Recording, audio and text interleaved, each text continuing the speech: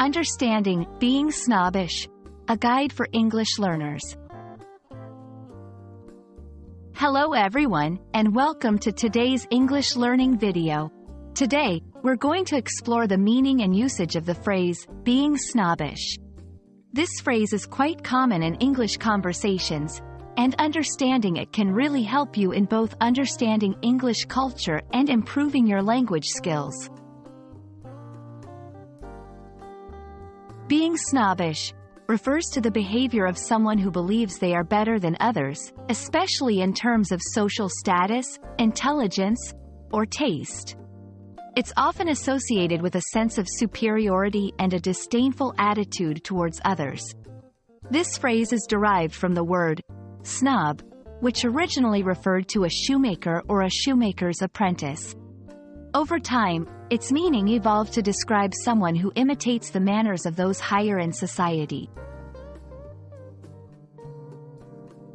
To help you understand this phrase better, let's look at some examples. She was accused of being snobbish because she refused to talk to anyone at the party. His snobbish remarks about people's fashion choices made him unpopular. In these sentences, being snobbish and snobbish are used to describe someone's elitist attitude and behavior. Here are some sentence structures that can help you use this phrase effectively. Person is being snobbish by action or behavior. I don't like person, thing, because it's too snobbish. For example, he is being snobbish by ignoring everyone who doesn't go to a prestigious university. It's important to understand the cultural context of this phrase. Being snobbish is often seen negatively in English-speaking cultures. It's associated with arrogance and a lack of empathy. So, when you use this phrase, be aware of the connotations it carries.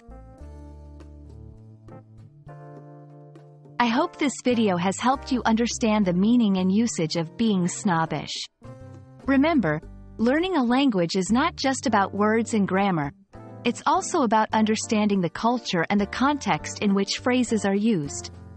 Thanks for watching, and see you in the next video.